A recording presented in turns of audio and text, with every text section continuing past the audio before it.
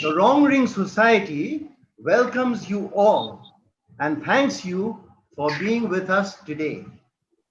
A very special warm welcome to Ryen Dawa Lepcha, the speaker today. The Wrong Ring Society is so thankful to you, sir, for accepting our request to be the center of our webinar today. Agyap Tokchimo Lapan. Okay, before I hand over the proceedings to our moderator, we want to inform you that this webinar is being recorded. Let me introduce our moderator for today. She is Minkit Lepcha from Darjeeling. She is causing ripples as a storyteller and filmmaker herself.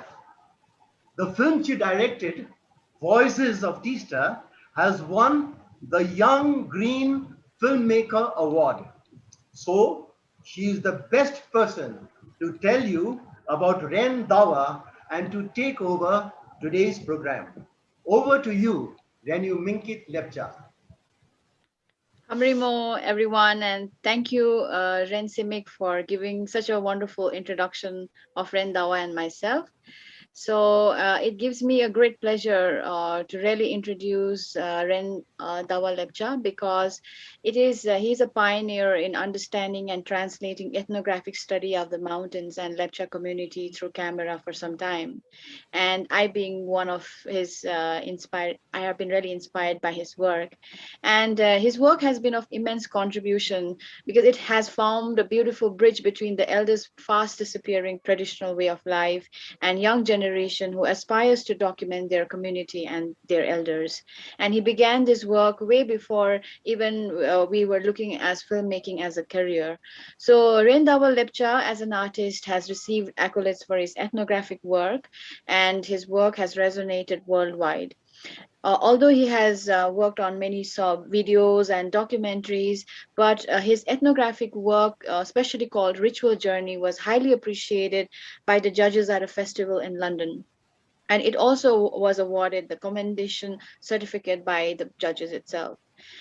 Today we have Ryen Dawa specially speaking about Dhokbu, the Keeper, his first feature film by as a Sikkimese filmmaker.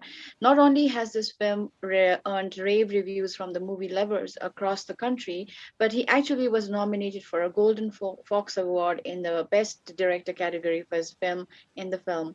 So in fact, he's the only director right now from India who has been nominated in that category, but it was back in 2018. Due to COVID, time surely passes by. So without further ado, we would quickly show you the trailer of Dhokbu I, which he had directed, and whatever I've spoken about. So would kindly request the trailer to be shown. So this was a short trailer which was usually doing the rounds of cinema halls.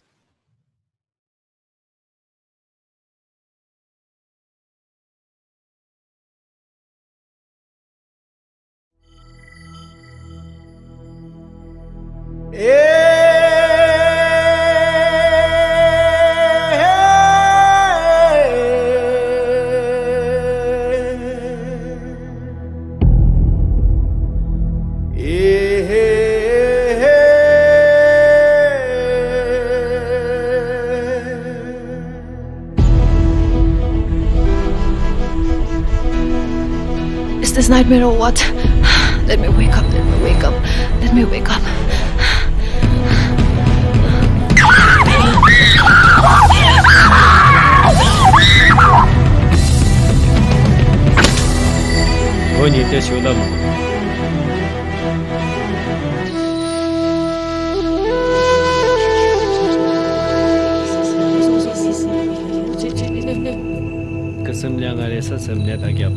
You may not have come back.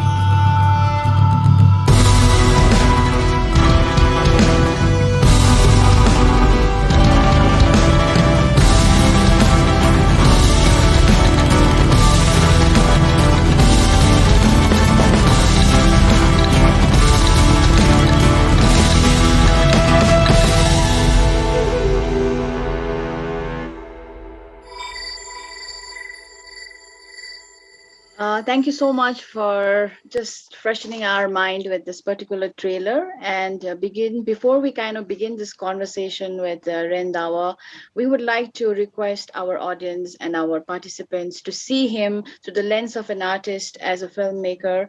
Although he has donned many hats, but I think this particular platform we have opened up is also to kind of see the person as an artist and the way he has been contributing as a filmmaker.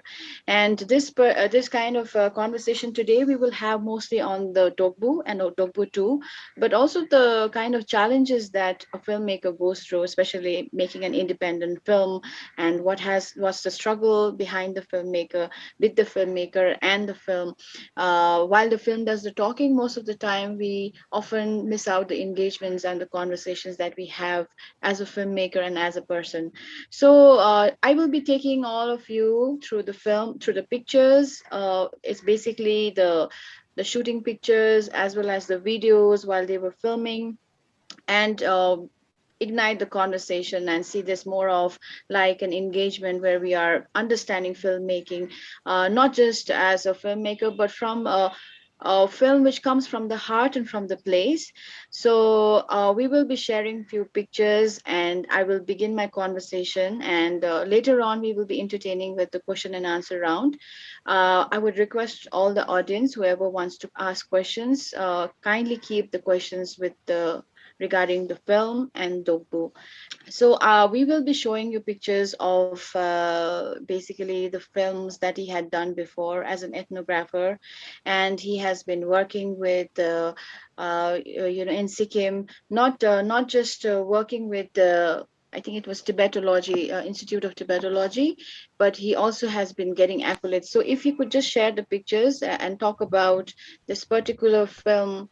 Yeah, so this one was regarding finding Pushen. So finding Pushen is one of the ethnographic work that he has done. So Ryen Dawa, before if you could just kindly bring in this, and then we can talk about Dhokbu eventually. So just could you just please explain us what this picture is about, and just begin with your little journey as a filmmaker and how you began your journey. So let's begin with this. This picture actually is from the making of the documentary Finding Question, which is about it's about a food that is made out of big ferns, huge tree ferns actually, which not many people know about it, and even my own people, most of us don't know about it. We never knew that we could make food out of it. It's I had just heard about it, so I thought I would just record it and then make a small film out of it just for posterity. And so this is an indigenous kind of food that our ancestors used to eat, and it's quite a arduous task making this food. But then it was those difficult times. But you know, it actually connects us as indigenous community to the land. You know, because it's also kind of identity for us. So I thought it would be a good thing to keep it recorded. So I did that. This was just right after we released my first feature film, Dhokbu. After that, we thought we would do this, and then so it was a rainy and leech filled adventure. Right. It's quite interesting. So what are you holding out there in that particular thing? While I see Mm, Tagzen shooting and you're holding something very interesting. And could you please just that, explain? Because I've seen mostly directors on a chair and with a cap, but a couple of pictures you will see with a lot of engaged director. So just kind of tell us what are you holding there? that is this is a part of the food called that fern called tushan. Mm-hmm. This is actually it's like kind of a somewhat like cocoa pot kind of thing. It just Mm. branches out on the the main trunk of the plant, and then this you just pluck them out, and then you actually use it to transplant if you want to Wow. like kind of Mm. seedling. So I was just holding that, and I took some of it back to my place, but since it also depends on altitude and all that stuff, so it didn't grow. Though I tried in Okay. my place, which is like much lower than where we were shooting. So This Yeah, is a high altitude it's not food, really it high seems. altitude, but at the same time, it's not really again like low, low. So kind of what do you call that now? Moderate, temperate, or yeah, that kind of place. Yeah, and I think I just wanted to ask you, Rendawa, like, why do you feel like, a major half of your journey has been documenting most of the traditional life or way of living? For example, ritual journey and even finding Bushen. These are some very core element of indigenous communities. And why do you think film as a, medium could be one of the ways to reach out? Or Uh, what was your whole intent of doing all this documentation? well, the first thing is I've always wanted to kind of document our lives, Mm-hmm. our and yeah, I just wanted to record and keep things for for future generations and so that things are not lost. So anyway, a lot of people have done that, and then I'm just one of them. And yeah, I was interested in filmmaking and all that stuff right from the school days. So eventually, I started with documentaries, like most people, and I thought it would be great to also document my own people's lives and lifestyles, custom traditions, and all that stuff. So that's how I got into it. So I was interested, and of course, I was lucky enough also to get involved in an ethnographic uh, project in our institute, Tibetology, in the Right. Gangtok, Sikkim, and then so yeah, that's where we all really got into motion in actually. So and I was also very lucky to be trained by.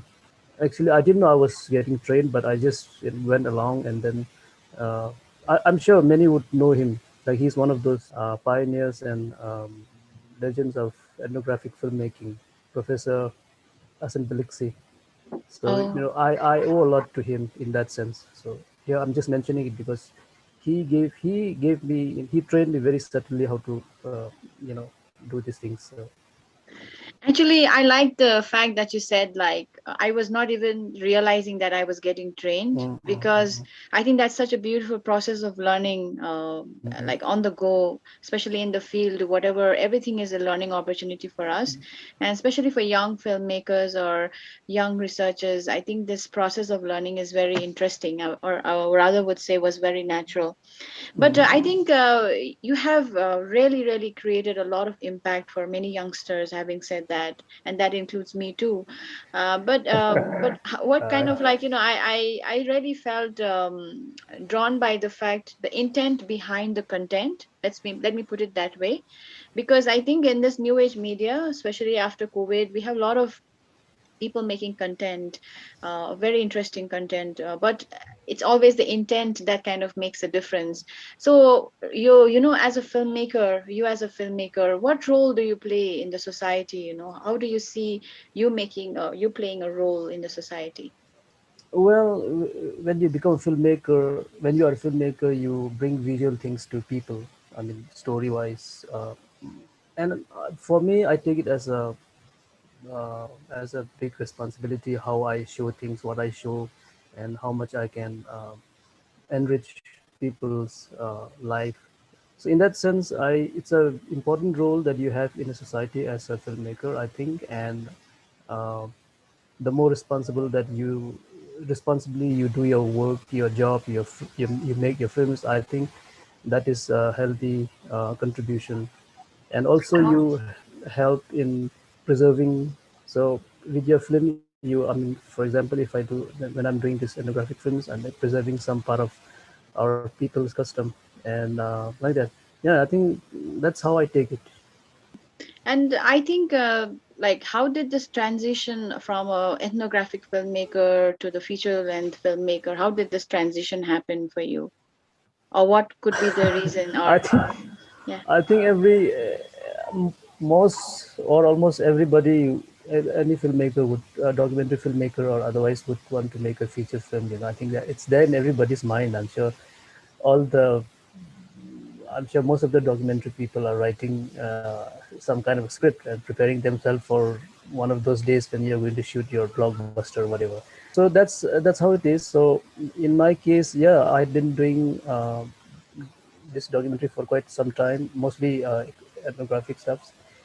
And of course, I did song videos, music videos, but those are all again very traditionally based and all that. And then yes, I had always wanted to make a film, and this story about my first feature film, like Dhokbu, it was actually written during those ethnographic filming fieldworks. I just Interesting. I Yeah. just I just jotted down ideas, and then in the beginning it wasn't really a very interesting kind of storyline and all that stuff. It was very cliche and all that thing, and then I had put it away for a long time, and then later I got into reworking on it after about I think 3 4 years I think, and that's how I started on it, and then eventually I got to make it. Yeah, and so I think this whole transition of you becoming this visual length, although you say it's aspiring, there is a lot of nostalgia around it when we see the film. But before we go on to that, we would love to know what is Dogbu was for you. What is this film about for people who have not watched the film? Yeah, as I said, I was I had jotted down the ideas during my ethnographic filming days, and then my subject has been like covering those like shamans and village elders, village life, and when the shamans they do their rituals and say the stuffs, they always have that kind of a keeper of some land, of some wilderness, some you know for example, if I say it from own experience, we have like a guardian kind of a person, a spirit protecting or guarding some place. So yeah, so I just thought that I would just make a story, something of that kind, and then I started playing with the idea, and that's how it all started. So Dogbo is like in Lepcha, it is keeper or the owner, so you can take it in both ways.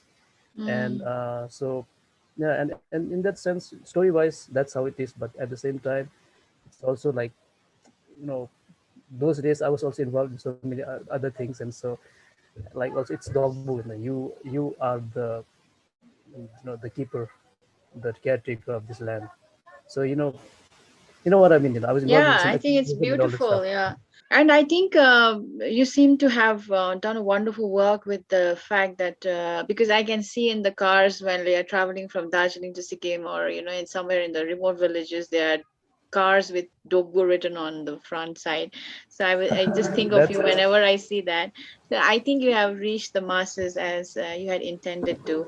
So I think now we will go on to next pictures. There are a couple of pictures which we wanted to travel with you in your journey of filmmaking.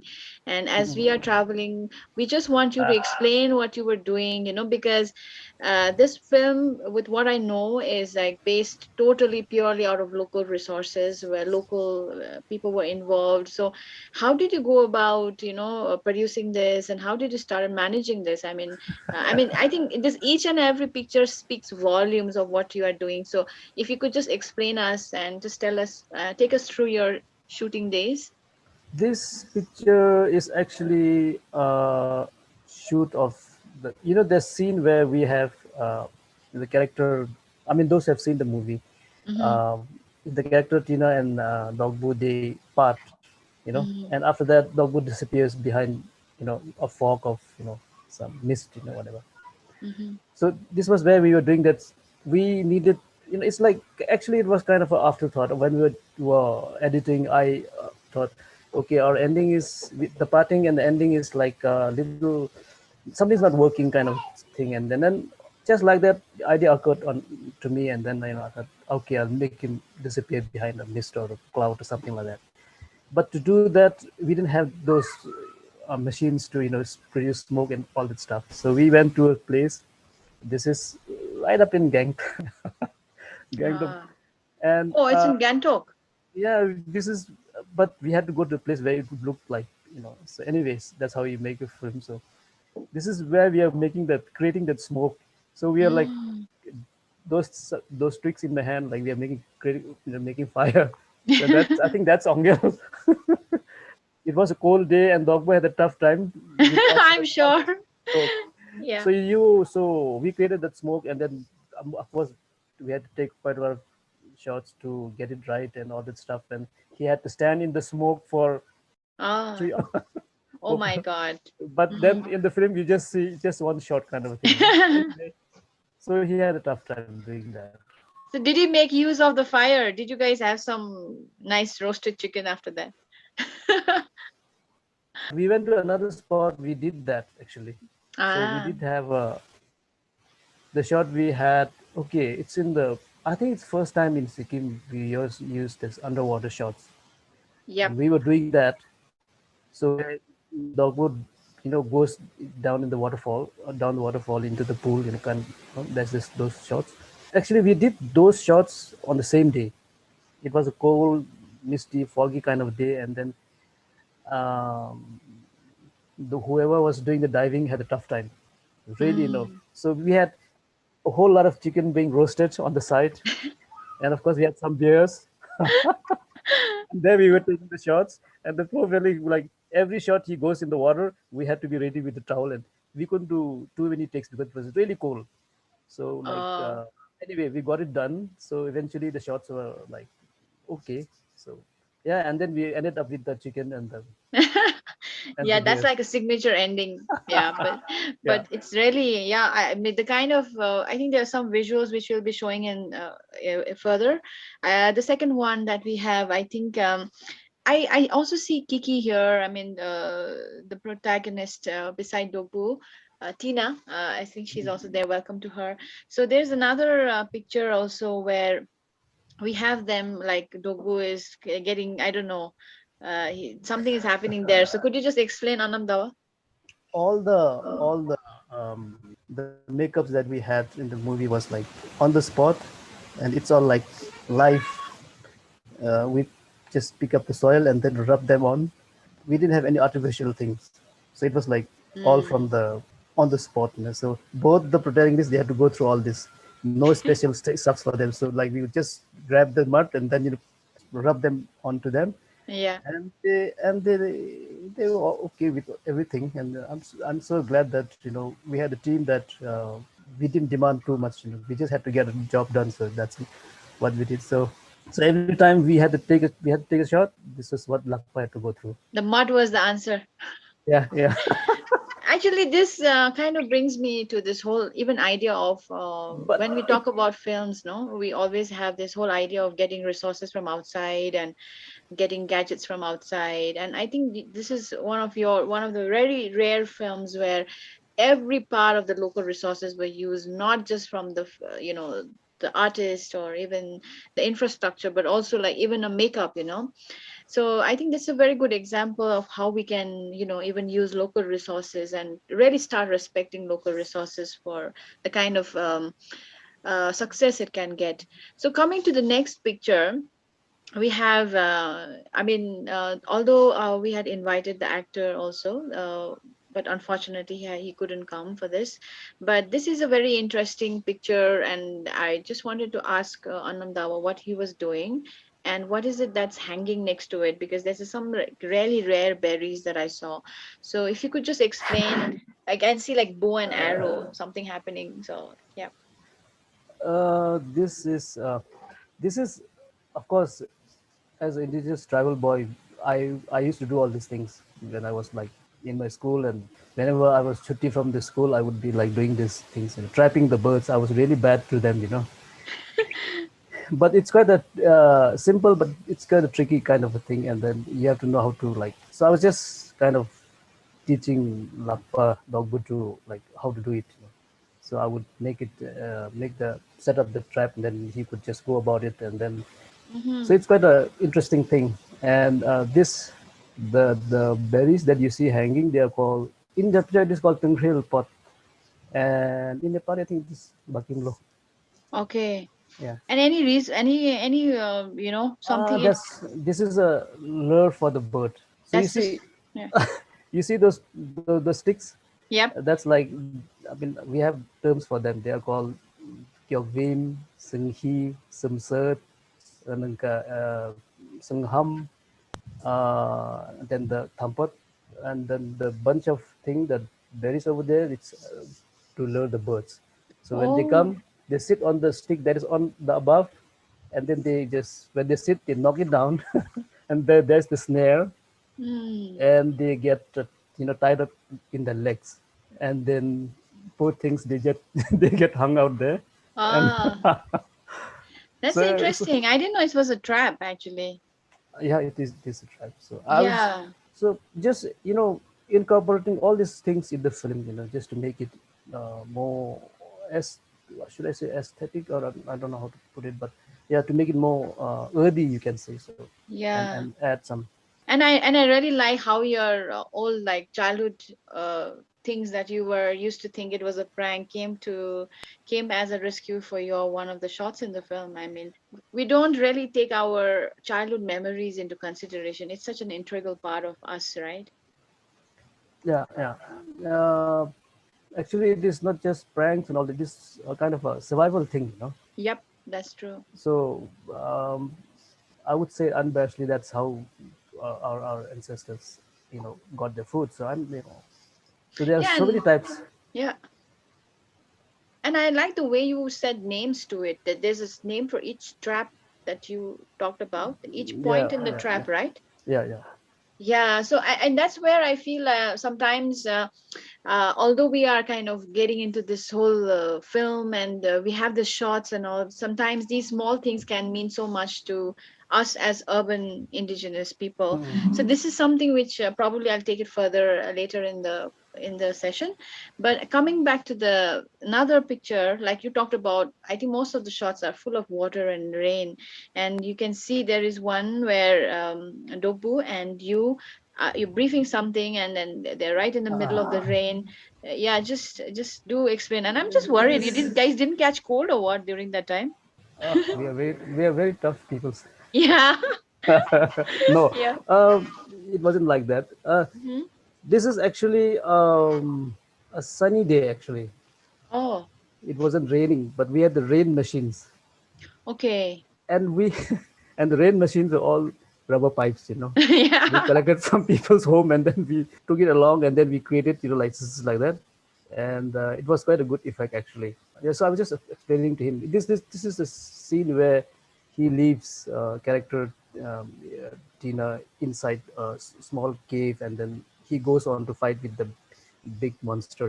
That's the spot where we were like shooting, so I was just explaining to him the shots, the action, and whatever he had to do. So that's it. So Beautiful. Yes. yeah. And I think the person who took the shot was also Taksin. Was it Taksin? I think this is, yeah, 1,000. Yeah, Yeah, because he's most of one. the he he took most of the shots.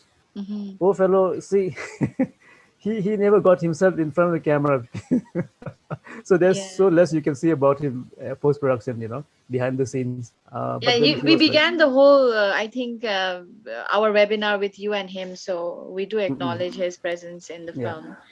So, coming back to the another picture, we also have you working with a lot of like shots in the cave, and I'm sure you must have worked in the like played in the cave and when as a child, but there must be some people who never like really had dwelt much in the cave. So, how was it for them, and what was it that you're doing right here? This is like a perfect shot. Uh, Ryen Dawa is like shooting us. So come on, like tell us.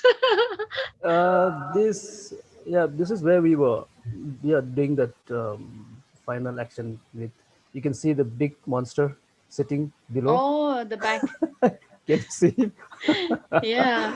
And so yeah, makeup session was going on, and then yeah, Lakpa was, everyone was getting ready, so I was just like fooling around with the bow, and then I was just uh, Mhm. aiming at, I think again with this Taku, I think he took this picture. I was just joking with him. So that, Ah, yeah, that's it. So this is where we were getting ready for the shot of final action scene. where the monster is coming shot, right? Where you really, yeah, monsters coming, and then you really have that big action, the fight between the two, that the monster is like throwing Hmm. things at him, and then he's avoiding and all that stuff. But that's the part where we were like, they took this picture. Yeah. And I really actually also appreciate the actors because I see them like in fact the main protagonist has mostly been shooting barefoot and like Yeah, been yeah, travel doing a lot of feats himself and like also do not see any life jackets. So how was it for them? How did you convince these actors to really go for it? I didn't have to really work hard on convincing them. In the first place, I was lucky to get these guys because all of us are from. Okay, maybe too much of saying Basti wala, but then all of us are from Bastis. So like we are quite used to all these kind of things when we are growing up. So that's why it was quite easy for me to just say, okay, we'll have to do it like that. On Mm-hmm. the hindsight, when I look back, maybe I should have given Lakpa a chance to wear a canvas or some kind of occasion. Yeah. But we were so into the making and then all that stuff that it just escaped my mind. I thought it was okay. We'll just do it. There were places Mm. where I made him jump like so many. I think five, six, seven, 8 times on a rock. uh And so he had a tough time on bare feet. So it was yeah. like really tough on him. But then yeah, and also the female protagonist, she also did a great job by just cooperating, getting along. The shooting conditions were really tough actually. Mm. So jungle ma and all that stuff, shooting at night, and it was like so both of them did a great job by just being inside the character, and they forgot to their shoes or whatever. So Yeah. but they forgot the leeches. So that's like I just really appreciate them, for that. Yeah, and I think it needs a lot of I think it takes a lot of conviction also as a director of the film, but the fact that they also got into the character also means how powerful the story was for them. But I mean, Yeah. so coming back to the next section, to now I want to talk more about, like, we are taken away to these incidences or memories where we have heard things about from our elders, Rati Bhutomsa, and have these mystical characters coming up. So while we were watching the film, also there were glimpses of the past that we were coming back to, and so that was something which really made us feel like nostalgia being such an important part of the film. Though we talk about there's a thriller and there is a fighting with the ghost and all that, but these stories are not new to us. These stories are very, very familiar to us, something which we have always kept listening to it. So, how did you kind of translate whatever you've been hearing, oral history or oral form of, literature, we call it, or whatever it is, that into this particular feature film? Because it takes a lot of, I think, transition, not just in your head, but in action also. So, how did you kind of change the nostalgia into bringing that nostalgia back to us as an audience? I mean, also, why do you feel it was important? Talking about nostalgia, what I wanted, you see, those who have watched the film, there's a whole lot of sequence where there's like kind of story being told by the male character to the female character about the creation, about the elephant grass and relation to human beings. And then I think there's another one where we talk about, yeah, and the rivers, the Tista and Rangit. There's the section where. So these are stories that I actually wanted to, because these are stories that connect us to the land.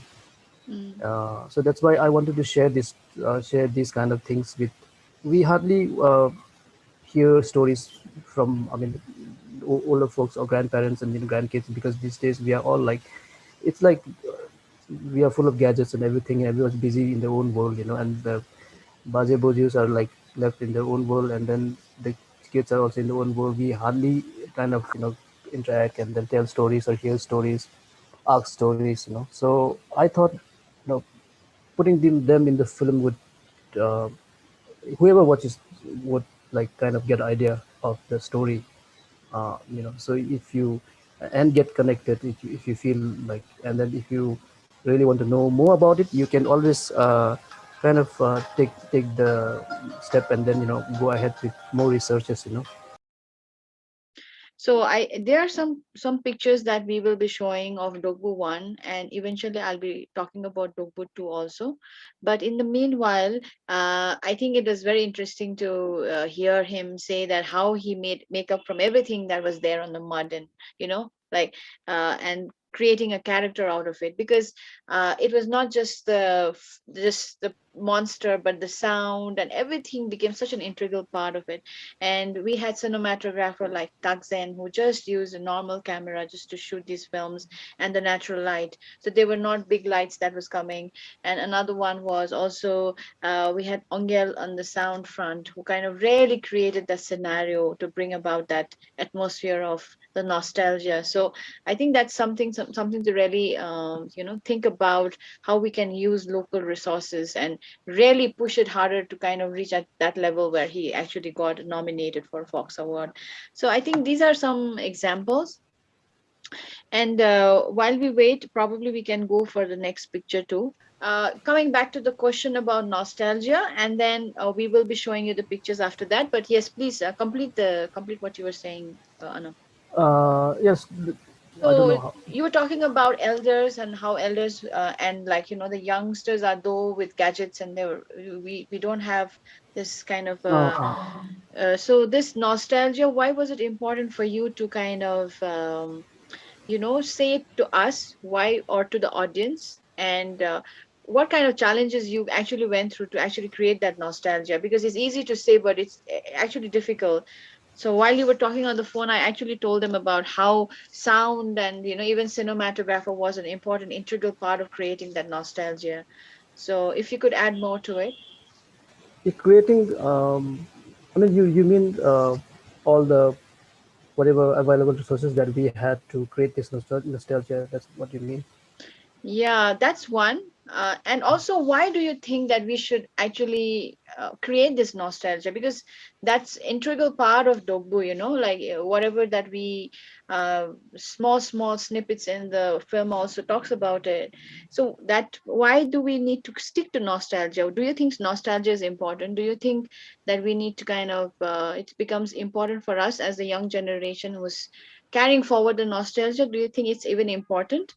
If yes, then why? And how did you transition that nostalgia which is in your head into this feature film? Like through the cinematographer or the sound or whatever. You mean the nostalgia about the stories of Yeah. making the film, or about the story in the film? Oh, stories in the film. Stories in the film. Like, I think there are many incidences where we've heard that, oh, that person was gone for so many, after many months, he came back, and then, so then that we also have stories about Ban Manche taking kids away and then, teaching. So these are some latches of nostalgia we found in the stories. So this is what I'm talking about in the story because towards the end when that person, that lady Tina, actually goes to the village, another lady says that you were gone for many months, right? So this kind of I don't think these stories are very new. It's not new to us, it's something very Yeah, yeah. familiar. So you brought that, and why do you think this was important? Because that's something which we have always, like you said, it's like something we have heard about as a kid. The stories of people getting lost or coming back, or we have so much of that kind of stories among my own people. I mean, in the village itself. So, for example, we have things like there's this. They're supposed to be creatures. I don't know, like they are called Malon monks, and they are like supposed to, lure away people. So there are two characters who come and lure away. So Mm, so these are the things that I wanted to incorporate actually, and then bring back alive in this film. So it's like I had heard these stories about, kids being lured away, or somebody coming, and someone's parents, coming in. I mean, these kind of creatures coming in the form of the parents and the kids and like that. So all these things, so these are the things that I try to like incorporate in the story in the film, and most of them are like that. And then there are those scenes where that's a scene where I created it exactly out of what my grandfather told me, the story where the swamp creature comes to get the girl when they are like in the cave. After mm, Balbo is like, he's putting up a lot of meat, and he's like kind of roasting the meat in the embers, no, inside yeah. the thing. And then this creature comes, and so this scene is created out of the story that my grandfather used to tell me most of the time. So like Mm. it's exactly the way he used to say it. I put it that way. Of course, um, we are so happy that we are able to create that, and that I'm able to bring it out and then share it with uh, everybody. So yeah, these are the things that I think I that's think also, Anam, while you were, because you talked about Molongmong and all, right? But like while you were shooting the film, I'm sure like you told them, hey, we are trying to create a creature like Molongmong. I mean, maybe some of your young staff or young crew did not know what Molongmong is. So did you go about telling story about what your grandfather used to talk about in the process of filmmaking? well, honestly, I don't think so. Yeah. Yeah, I did mention, maybe I mentioned few places here and there, but not in like kind of detail, sitting around and things. So it's not like that. But Yeah. I'm sure because you had we other were things just to do, too right? too Yeah, too yeah. tired to get into that Yeah. by end of the shot. So Yeah, yeah. So I think these conversations are so important because we have so much of our memories with our elders, and because our elders are passing away at such a fast rate, these memories, the way you transitioned into the feature film, is such an integral part of us trying to keep that memory alive. So one of the reasons why I ask these questions is also because to have faith in the nostalgia, to have trust in the nostalgia, and to kind of create some kind of transition in your own perception or in your belief system that you grew up, right? So I think that's where I was trying to get at, because we go through so many layers. Okay, like, hey, that's not the story to be told, this is not good, so those kind of becomes also one of the reasons not to tell the stories anymore. And I think that's how our stories die. But that's such this interesting way of saying like how I try to capture my grandfather's memory through that particular shot. So that's something to really think about. And yeah, so I want to show the pictures which you have been doing this. I think you were trying to create, I don't know, Molongmong or Sorongmong or Jampimong. so, so we have another picture. Yeah. So I feel so sad for the monster, believe me. my God, again, this is really our whole shooting and filming experience was like, there's this old saying, necessity is the mother of all invention, kind of a thing. Ours was like that. We were all the time creating things, almost like, I mean, I cannot do that every time. No, I cannot do that. This is like one time experience. Yeah, but this was like we created him, the main monster at the end. He's just a village person. Okay, he's not like, but he had a good physique, big physique, and then so we selected him to play the big monster, and he did it very well actually. To someone who never who doesn't have any idea about filmmaking or film thing or camera stuff. So I just asked him to do things, and then he did it.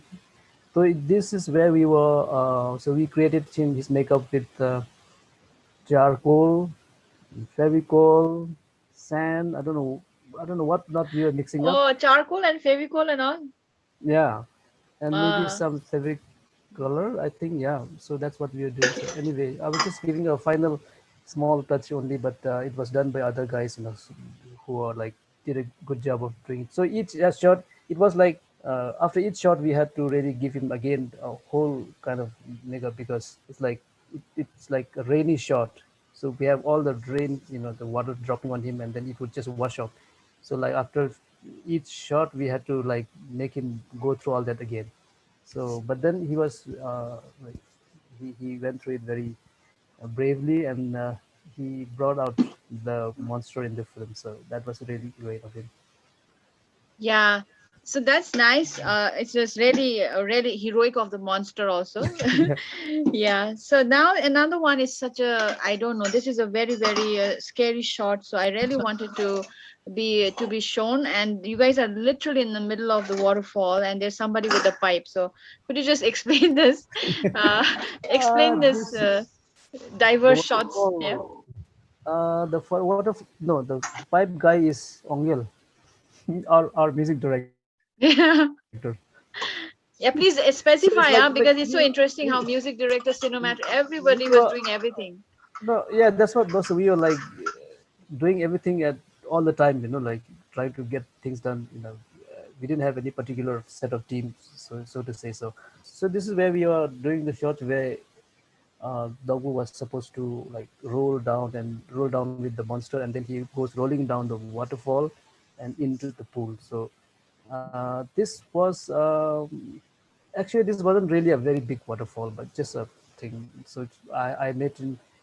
We were really rough kind of a team, you know. So I just made him roll on, along on the rock, you know, and he did it. I told him you have to roll down like that, and he was like, okay, okay, and then he'd go rolling down the rock, and then sometimes, of course, he would to the bang his knuckle or like I'm his knee, sure. and then, Yeah.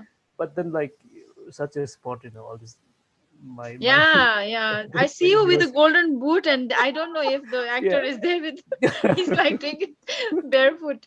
Yeah. So yeah, so and then it was also about scene where we had the rains and then the action was going on. So this is how we created the rain. You see the pipe over there. Yeah. So when you see those deadliest rain in the film, it's not really anything deadly. It was you know we did it with with this. I think we have the next shot there. We have a next shot where you are right in the middle of, I think, something to do underwater. Yeah, so this was like No, really, tell us more about this this. uh, this is a real big pool and a big waterfall actually, and but it wasn't really that risky whatever. But then we were doing the waterfall pool creatures scene, and then where Dogpo is like he falls down from the waterfall, and then he's like again pulled back in the water, and then there's this encounter with him. Again, we had to select this lanky, tall person to do the waterfall pool thing, and then poor chap, it was really cold. He also had tough time, so it's like, and there's this joke, you know, each time Mm. he comes out of the shot, he has to be given a pack of rum. I am So sure. anyway, like it's so like that. So we were doing that shot, and then yeah, this is where we yeah did the whole thing. Yeah. And did you guys meet with any accidents or any incidences where some people were injured or something like that?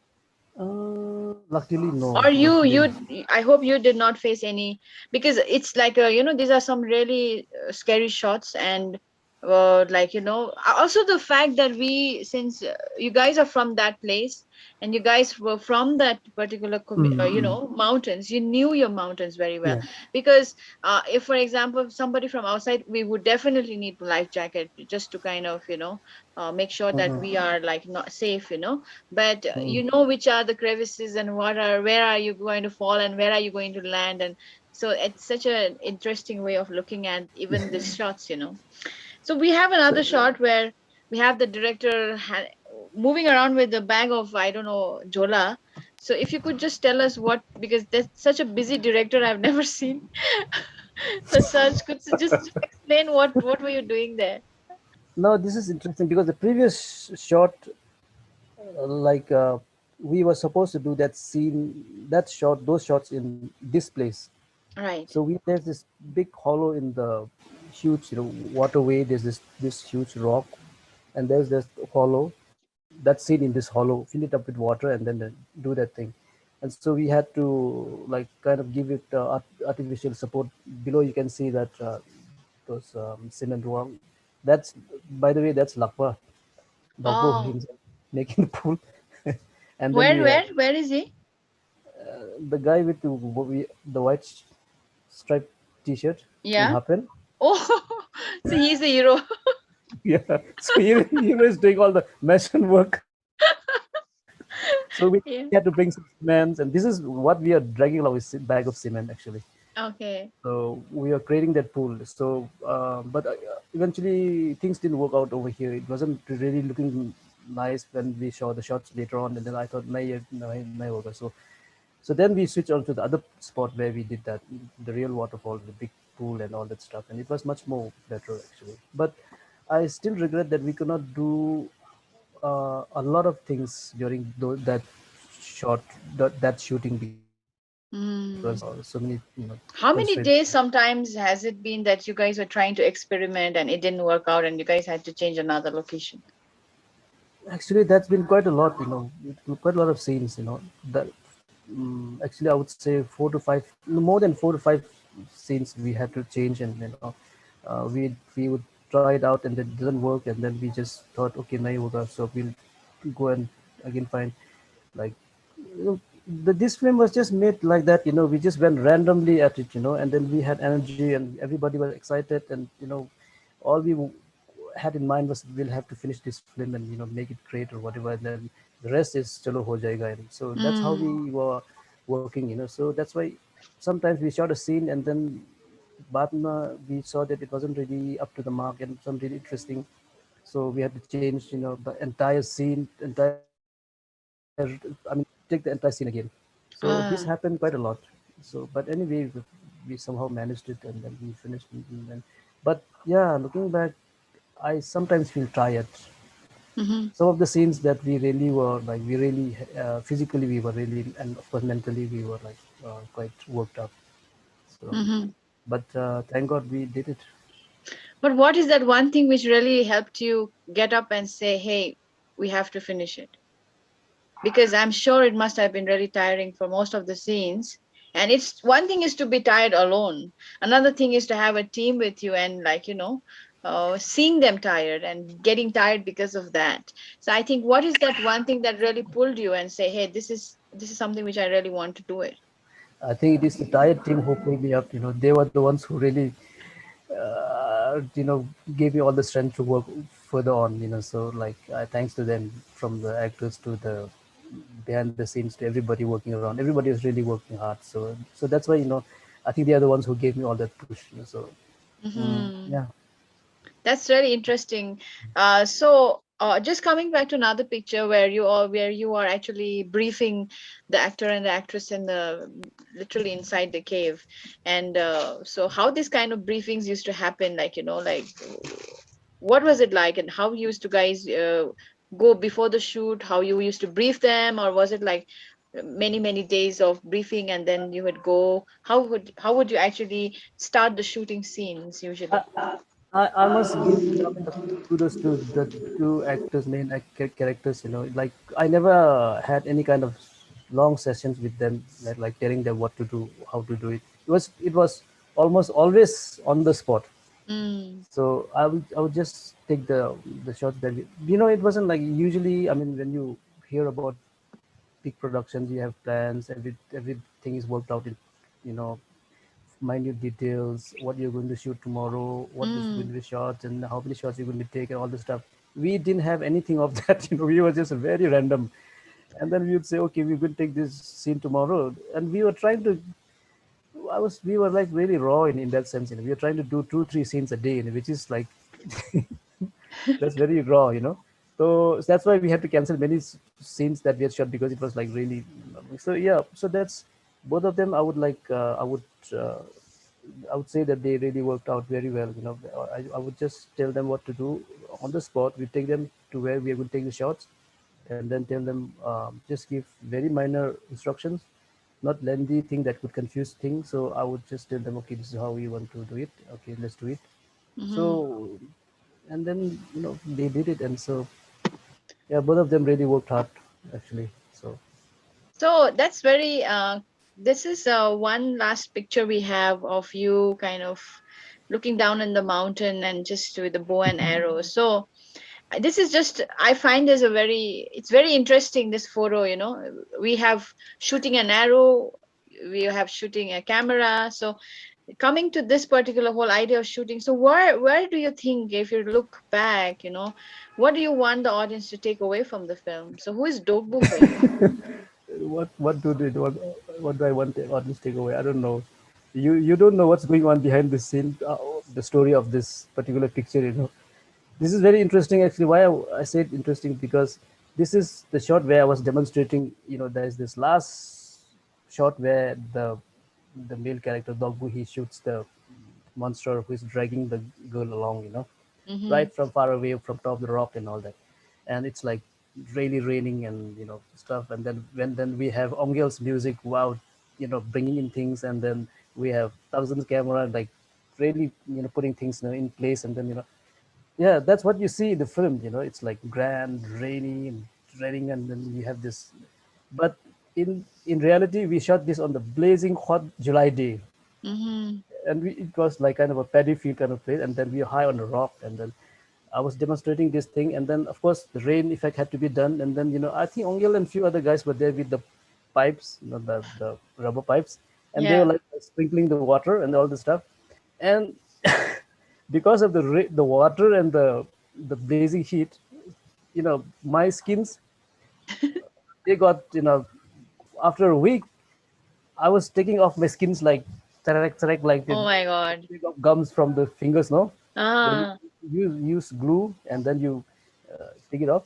Like I was literally just taking them off my back, and so my whole back for your skin, top layers of Mm. skin, and the back of the neck, can't really carry my dick. Can't really video. That's true. So But like I what? said, Yeah. but yeah, so that's how. This is where I was demonstrating that shot, and then comes in. Yeah, here, take this picture.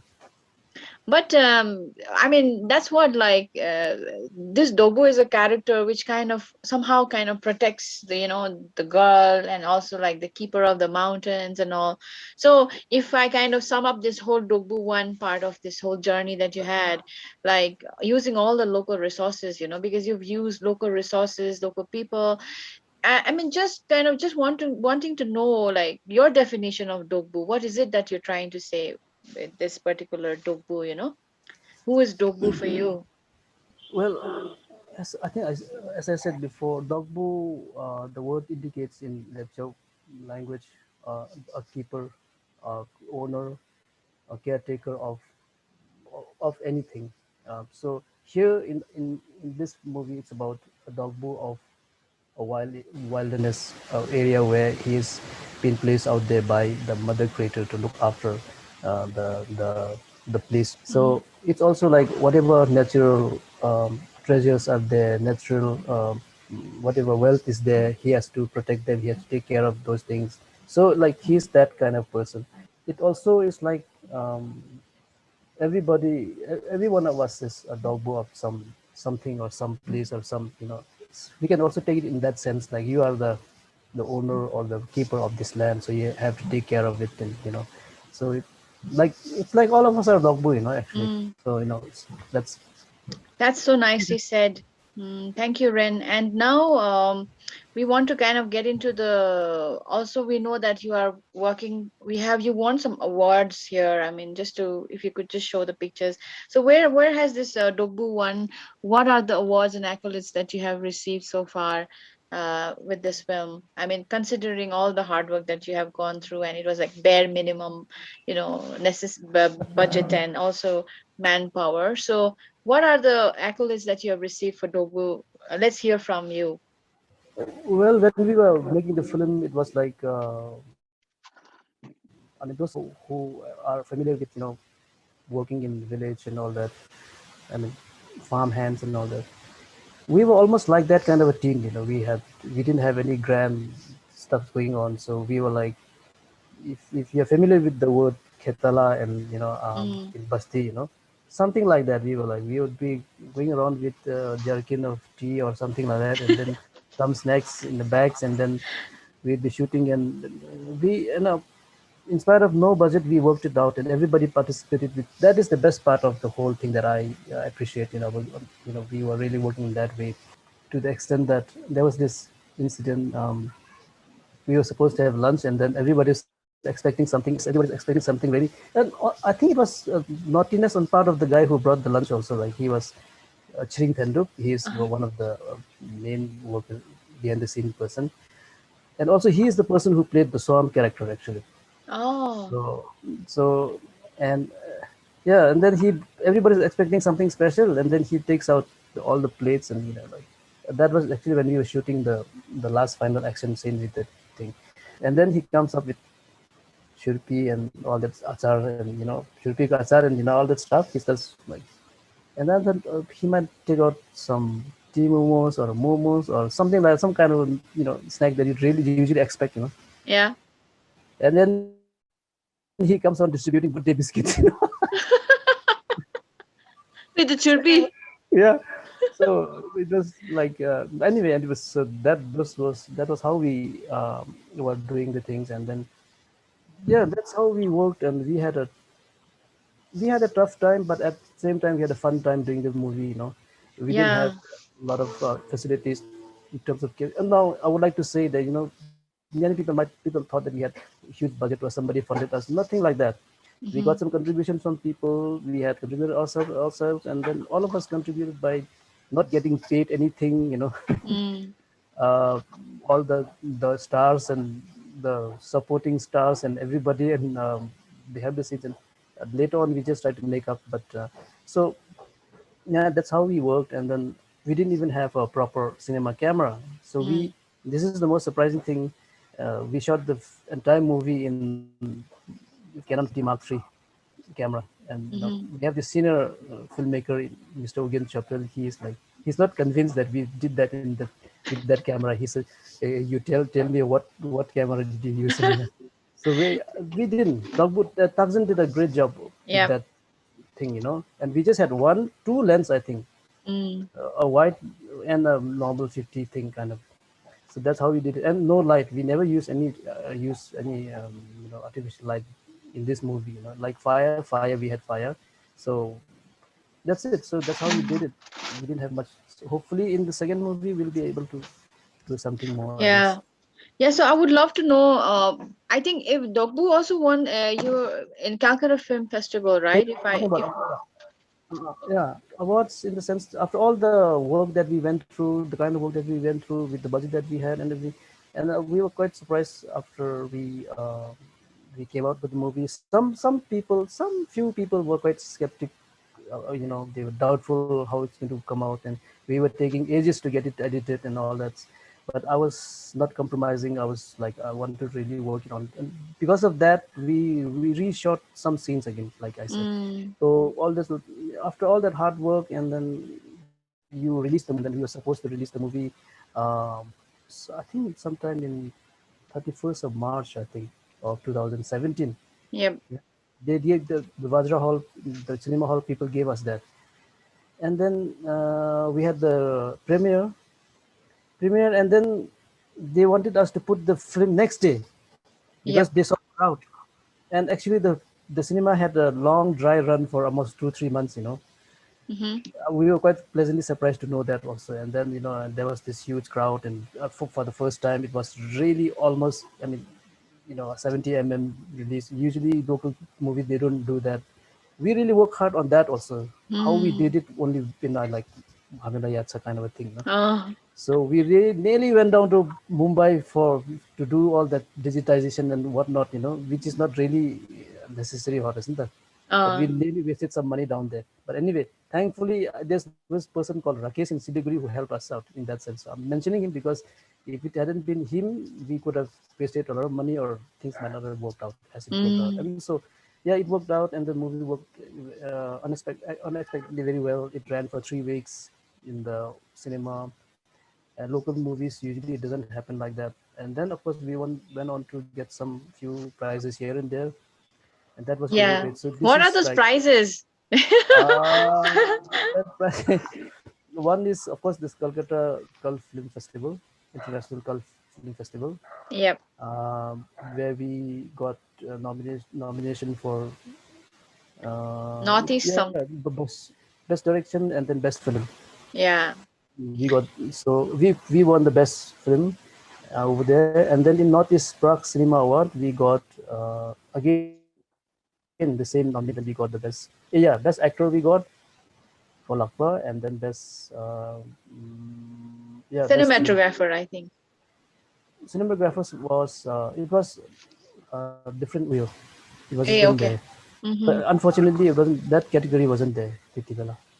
So we couldn't get, But anyway, the much to the effort and the whatever hard work Thousand and Ongel put in, they guys. Ongel was like, and just to share it, now after the production we needed music, and we didn't know Yeah. what to do with it. So and I wanted somebody who knew, who would really understand that, that get the feel of the place and the the story and that stuff.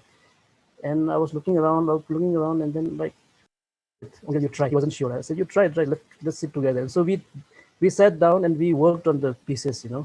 So and then amazingly he came up with this wonderful score, and of course There are a few places where I added few pieces. Yeah, so he did a great job. So both of them, and of course all the team, all the. Yeah, I think that also brings us to the second part of the Dhokbu that you are actually making. So Yeah. before I actually ask you what Dhokbu 2 is, we would be playing this small trailer that you have made for Dhokbu 2, because with a lot of hard work that you guys have done, we are really keen on forcing this Dhokbu 2. But just a trailer, just to begin with, what is it about, and maybe you can take it from there.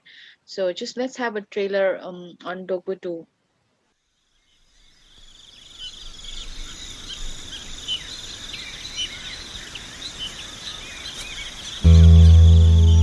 हो लामलात गछिम्बो फेरि त्यो सपना देखेँ फेरि त्यो टार्जनको मरेछ Will you take me there if I ever come back again?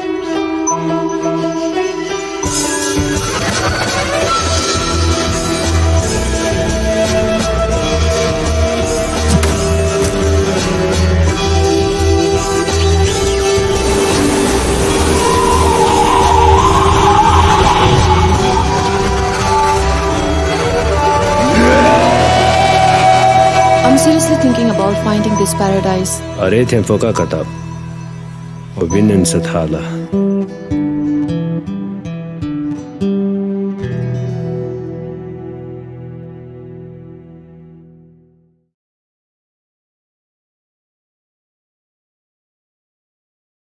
Coming soon.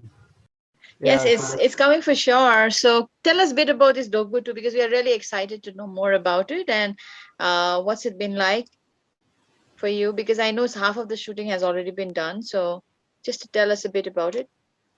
Dhokbu 2, actually, when we were making when we were coming to the end of making the first one, like there was so many things that I could not add in the movie, put in the movie as much as I wanted to. So I was just thinking like maybe just playing with the idea, and then yeah, and audience like coming up with comments like, oh, there should be a second part, all that stuff, because at the end when they part, like two characters when they part, like there's that she might come back kind of a thing. So Mhm. everybody's coming up with their own ideas. So that's how it all started, and I started just scribbling around with the idea, and I thought there's still some more things that I can add. So I wanted to add the Mayal paradise story, which is Okay. quite a complicated thing, and so I wanted to.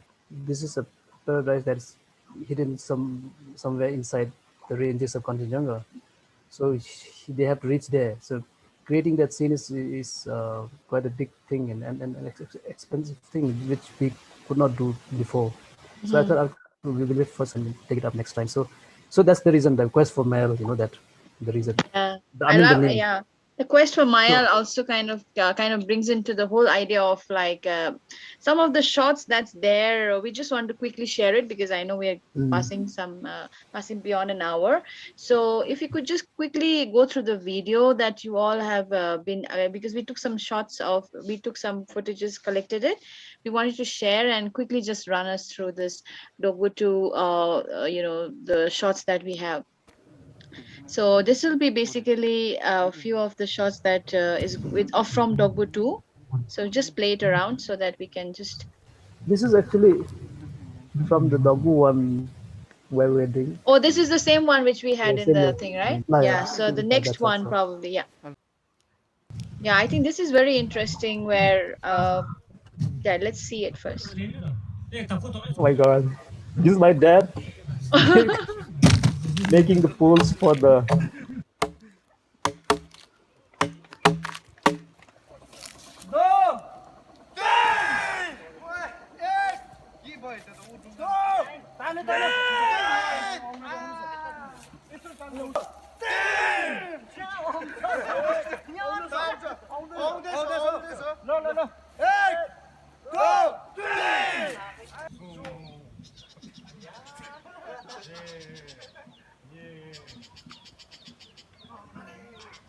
Yeah, I think what were you making here? Yeah. So let's do one thing. let's play all the video and probably then ask the question. Yeah, just show another video kindly, Ren Chewang. 아자 하고 오오오오 아자 아니 감 아자 kita kam tegap lo aja good lo back cuk okay 제가 할 때 너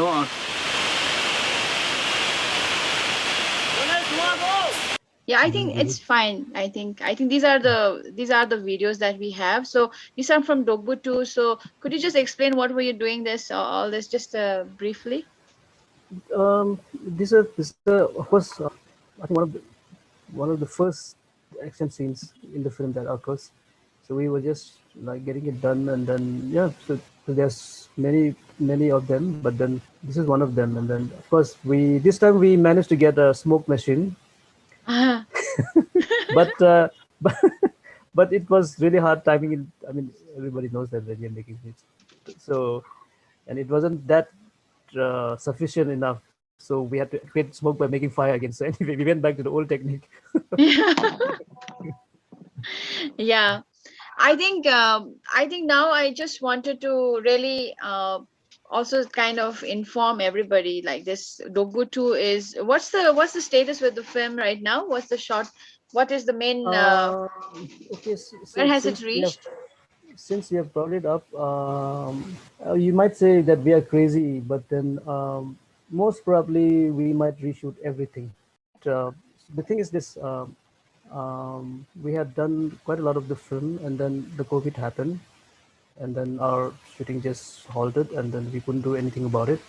So meanwhile, I actually worked on the script again, and I worked on it. I refined it and refined it, and then I saw that the more I worked on it, the more I felt that we can bring it to a larger level. So that's how I've planned. So this time I've really worked on the pre-production kind of a thing, writing it down, planning it out, and I'm trying to put in the budget and all that stuff to every scene. Yeah. So and then once we start, I don't want any breaks. I just want to finish it off in one go. So before we were like just circumstances were like that. So we had to shoot some part of it and we leave it for some time. Then again we reshoot like that. But this time I want to go really. Maybe it'll take us about 3 months or maybe 4 months to finish it. So that's the target. But then we have a lot of sets to make and a lot of stuff to do, pre-production, and a whole lot of things to be done this time. So I've prepared all that stuff, and then Mayal, for example, the Mayal Hamlet scene, it's like you have to shoot in midst of mountain, how it is going to be, how it has to match with all that the story, and then so it's all quite tricky. So and then so this time we'll have to use some uh, simple VFX in the sense like blue screens and all that. But even that also we really need to create a Hamlet within the range, some couples like that. So with all that paradise thing of the male. So yeah, that's one scene that's really tough one, expensive one, I guess. And then yeah, then there are others also that we are supposed to started construction. We have started work on some of the constructions, uh, so we're working on all that. So so most probably once we all get together, I'm going to let everybody know that most probably we'll redo it. And then definitely we'll be releasing the film in 2022 December, Yeah. next So year December. uh, Ren, I just wanted to also before I know that you've been struggling a lot with the COVID-19 pandemic, and half of the, whatever you've begun, you're going to reshoot again. So this is also our call for support for all the audience or participants who are listening to us. They have made an email ID called dokbu2@gmail.com, and any queries or rather support that you would want to give for this particular film, we would encourage you and also help this particular independent film to see the light of the day.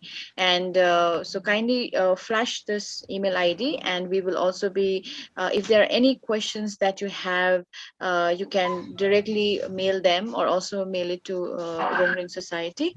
And so I want to kind of quickly show the last two videos which we were trying to not show, but I think it's worth it because you guys have done a really, really fabulous and very it's almost adventurous, but it's not adventure for you, it's your way of life. So this is two shots that we really wanted to show you. Yeah, and let's show that. And then after that, probably you can just tell us like what are the challenges that you actually face for doing this, because it's not easy, to do this. So this is a GoPro shot. So Well, I really made my actors. yeah, this They're is just our giving a actor. trial. It's giving a trial.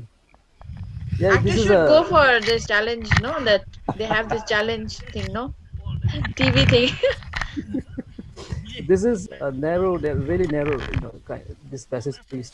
It's in our village show, and then we used to play out here, and then the wolves and the I'm not wolves, foxes. They used to stay in this thing, so we would. You look like such a happy fox there, coming out of the fox. Yeah, yeah, Also, Foxy used to live here, eh? yeah. Very So we used interesting. to play. So anyway, then we thought we'll create a scene out of this, and then so everybody had the Yeah, fun so we time. have one more shot. We can just play that because that is something which I just couldn't believe it, because you guys did not have any jackets, and then I think you're just crossing the bridge. That too, it's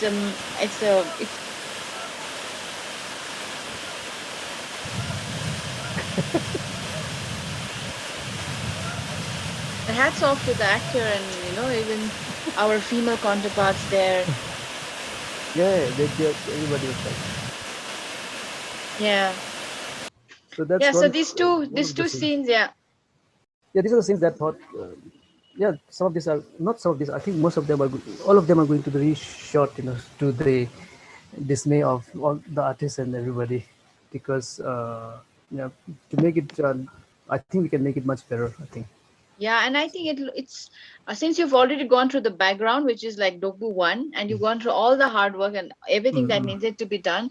I think Dhokbu II can be so promising for, I mean, also the Yeah, audience. yeah, yeah. The first movie really brought up the bar. So and then now either we stay at the, even if we don't go up, we cannot go down. I Yep. mean, you can't go down. So that's why I think it's better to take time than to come up with the hodgepodge kind of thing. So yeah, I Yeah. So just I just pray for it to work it the way that I expect, and it's all there in my head, but to bring it out to the on the screen is like another thing, as everybody knows. And then, yes, but I with hope the, we that get I more have, with the support. support that I have, Hmm. and with all the foundation that we have built with the first film, I think it's going to be a good, great movie. I I'm sure, absolutely. And I think we all are there to support you. And yes, it's again a call for action where we are asking support. If you could help us also make this film Dhokbu II into this whole Mayal quest thing that we are talking about would be really nice. So dhokbu2@gmail.com is the email ID which you can inquire. And also if you want to support, probably that will be the place where you can get the details for the bank transactions. So now we will open the floor to question and answer round. Sorry, Anam, I took quite a long time discussing, and I mean, it just didn't want it to be like a webinar. It's just a beautiful conversations where a lot of learnings can happen for all of us. In the meanwhile, we will open the floor to the questions that our audience wanted to ask. We will take questions, but since we are running out of time, we will be taking up three questions, and like if there are anything which came in the chat, we will address it. So yeah, could you just So, uh, Renew, there is a question on the chat also from yeah, Belgium, from Renew Santi Wanders Rendawa. It's for yep. you. Yeah, yeah. So for the first question is, is it possible for people living on the other side of the world, that is Europe, US, and she has given one example, like she's from Belgium. So means will this the other side of the people can also watch the film? You're gonna stream there, or and the other question is, if you're going to stream online, will people have to pay to watch that movie?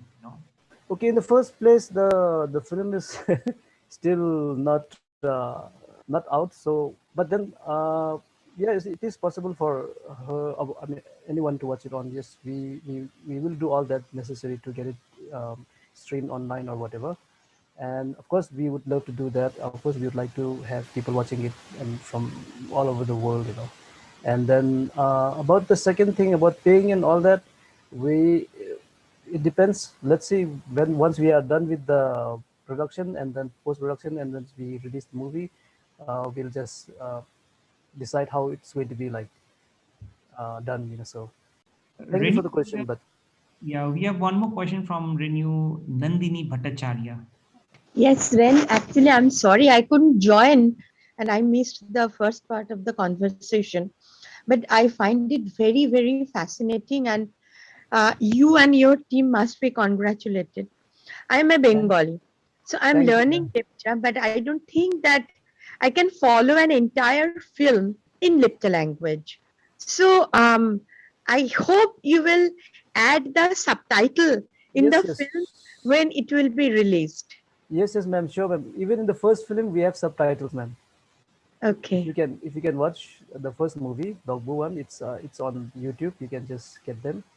It's free. So, ma'am, you just have to look up the link and then yeah, it's there, ma'am. It's subtitled. Okay. And my second question is, I'm from Kolkata basically, Right, but ma'am. I travel.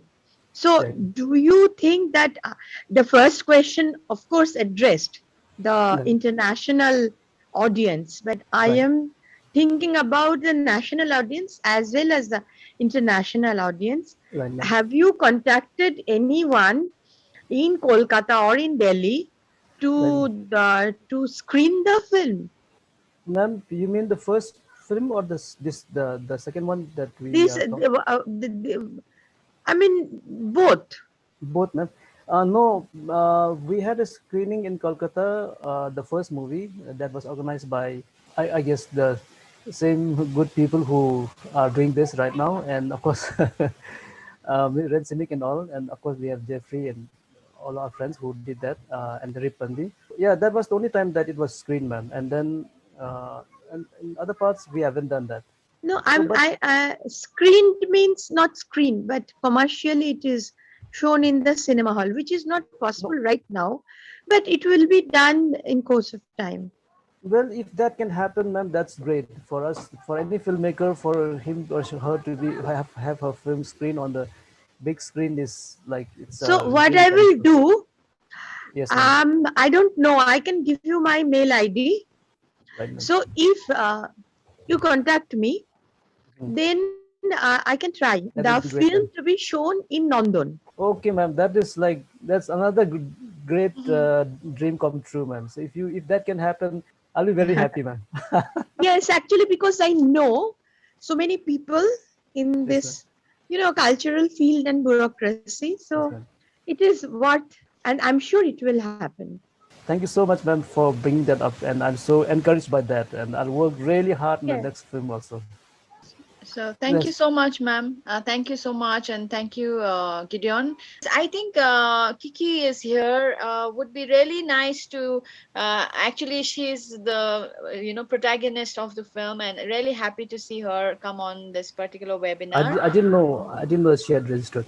Yeah, I saw her name actually when Okay. she just popped in, and would be really nice to have few words from you, Kiki. And you have done a fabulous work. I know what I mean. It's such a challenging work, especially shooting in the woods. Would be really nice to hear a few words from you about your experience and what it's like to work for Dhokbu II too. Yes. Yeah. Yes. Hi, Hi. Kiki. Kamrimo. Like Kamri Mola and yeah, Kamri Mo to everyone here. Now, I can just go to the first time before we started shooting, and I met Anam Dawa for the first time. Even though he was such a figure in Sikkim, I never met him. I just heard of him. So we met for the first time, and I remember he approached me for the movie. And I am definitely not a professional. Like Akpa is a really great actor, and he's a very great professional actor. whereas I'm like not not there yet. But yeah, so Anum approached me and told me about the story about Dhokbu, and he asked me whether I would be interested, and we had this discussion about it, and then he told me that this is going to be like this is not going to be like a star treatment. There's going to be no star treatment in this movie, but we will definitely treat you like a family. And I think this is what came true for me, and it has been such a great experience to work in the movie, and yeah, for being so patient and to have so much support for this. Yeah, and thank you so much for everything. Yeah. Thank you, Kiki, for such a wonderful statement. I think when we become a family, a lot of hurdles kind of is taken care of, and I think that's what Anam Dawa has done with this film. You have made us believe that if we are together as a family, I don't think budget or money can be a hurdle, or even for that matter. Other issues, so I think this gives us a lot of hope and encouragement to take forward whatever you have dreamt of. And there was one statement in your article that you had written. What was the best film that what is the best scene in the Dhokbu one that you found out, and then which you find, although you are a director and all the scenes are best for you, but you had particularly mentioned about Tina coming out from the mist and then coming back to the village. That happens to be your best best scene. So what was the reason for you choosing that scene? Because it's like that's where there's this turnaround of the whole story in the film. Everybody was I guess the audience had a different thought, and I mean, so, like the story is like that, and then everything just changes from that point because she comes out of the wilderness, but everyone expected her to like come back with that, that satchel on the back and all that stuff, and then maybe a little scruffy, but then she comes out all like no satchel, whatever bag or nothing, and she's like all tattered and torn and bruised and like that, bare feet and all that. So like because I sat with the audience in the cinema hall quietly, and I was like observing, and then there's just, then that was really nice for me. And Okay. then yeah, so and then the whole story unfolds again to another level, kind of so another world. Like till then it was one world, then now it is like it becomes another. So that's the scene where it all just that what do you call crux of the whole narration and whatever. So yeah, that's why I just keep saying that that is one of my best scene in the film. First off. The two worlds, yeah. Yeah. That's beautiful. Thank you so much, Rendawa. I mean, this has been a wonderful experience to have this engagement and conversation with you. Is there anything that you would want to say to the audience or to our participants who have come here for the webinar? Although we have crossed the 1 hour thing, but it was beautiful engaging with you. But would you want to say something to them? There's one. This is apart from the serious business. Just a laugh. I mean, joke about the when we were shooting. There's this shot where I was making Lakpa jump like anything from a cliff to another rock, and then we were taking the shot. We said, okay, then we thought eventually he was also like his feet must have been hurting, and then we thought, okay, shots okay, we'll do it. And then we went back to just to have a rough cut of the movie, and then we thought that shot is the best. And then we played the shot, and then there was something blue streak. And there was a blue streak, and then what was that? And we paused, and it was Dhokbu's jockey. Because the Thokra flew up. And then there was this brief flash of it. The shot got cancelled. So these are things. And then there's this scene where we had roasted meat on the embers, and then no on the fire, and I think that's pretty much in the first part of the beginning of the movie. So we were shooting that movie at around 9, 10, 11 at night in that wild thing place, just Wow. one incident, okay? And then all of us, we had no, I mean, we were like really raw, I was telling you. So there was this plenty of meat, okay? But I realized that I didn't know that everybody's hungry or whatever. So each shot, some part of the meat would disappear from the thing. So retake, then there's some missing. Retake, some missing. At the end, when we wanted a close-up shot to be taken, hardly two or three were hanging out there. So we had to take the close-up the next evening, with new meat, so we brought. So then these are just tiny, tiny, fun things that happen. So yeah, thank you so much to the Wrongling Society, of course to you, Minkit, and Ren Simic, and Gideon and Chong and everybody involved in creating this wonderful afternoon. And it's given me a whole lot of exposure. And thank you so much for bringing me in contact with so many people. I would like to thank everybody who has joined, registered in this webinar to have this wonderful conversation with, with all of you. And thank you so much. And I look forward to bringing out the movie and sharing it with you, and then making everybody proud, as we all should be, with the hard work and everything that we'll be putting in. Again, though we have already done a little bit of it. And then, of course, I would also like to thank Mrs. Nandini Bhattacharya for for that wonderful proposal that you gave us, and it's like really that's the numero uno cinema hall in Bengal. So, and that was the name Nandan was of course kept by the late maestro Satyajit Ray. So, what's better for us? Yeah. So, yeah, thank you so much for that, and yeah, thank Thank you, you, Ryen Dawa. and If also there, to Kiki yes, for joining for a while, for registering and joining yeah, us. Okay, thank you Kiki is, so much. yeah. We'll talk to you. Yeah. Just if there are any feedbacks, there is a link that has been shared at the bottom. So kindly, just have a look at the feedback link and then give your feedbacks. And now I just hand it over to Ren Simic. Also, there are, I think, some registration announcement that we were supposed to give. Just kindly in the social media page, kindly like the page, Rongring Society pages, and as well as YouTube channel. This webinar will, since it was recorded, we will be sharing the online version soon in the YouTube channel. So over to you, Ren Simic, and thank you so much for bearing with us and being a listener to this conversation with Ryen Dawa. And yeah, thank you very much.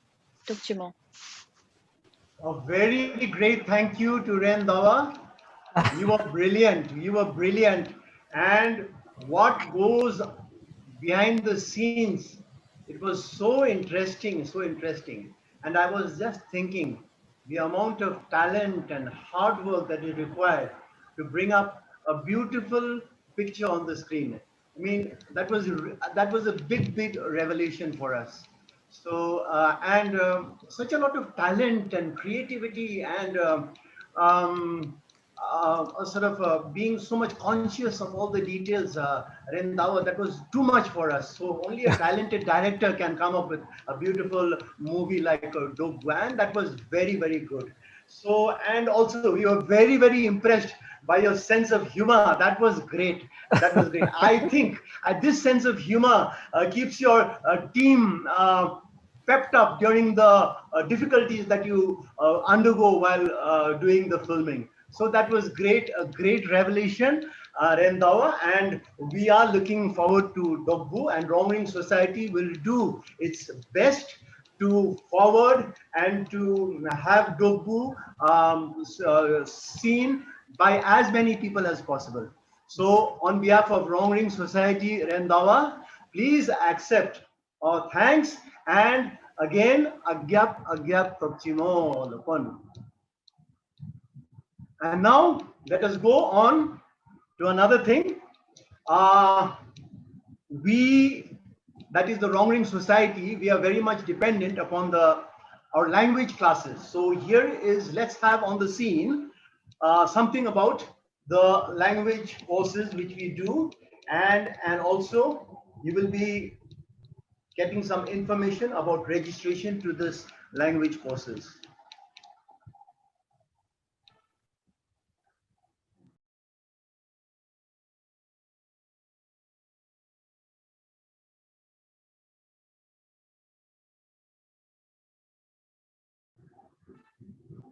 So there you are. Please register in the number and registration. And if you want more details, you can always contact us. There is the email link by which you you link to this webinar, and you can use that email for contacting us. And please do give us a feedback in the chat box. There is a Google link. Do give us a feedback about this webinar. It is very, very important to us, and so that we will improve our future webinars also. And there is, of course, the mandatory group photo. So let's have a grid view of all of us, the whole webinar. Let's have a grid view so that we can take a screenshot. So let us, like when all lectures they meet, they end this by their signature chant, their signature slogan. So let's end this seminar by our ancient slogan of the lectures. So when I say Mutanchi Rongkap, you will say Achule. Second time I will say Mutanchi Romkap. And third time I will say Mutanchi Rongkap, and you will have to respond by saying Achule as loud as possible. So here goes. Mutanchi Rongkap. Achule. Come on, you can do louder than that. Mutanchi Rongkap. Achule. Now the third time. Mutanchi Romkap. Achule. Okay. Loda Chumkao. Okay. Thank you. Good to see you. Good to see you. Dhokbu. Thank you, Ryen Dawa. Thank you, everyone. And yeah, all everybody. Thank you so much for Yes, this wonderful time. For any Thank you. support, please mail it to dhokbu2@gmail.com. So just letting you guys know. Right. Thank you.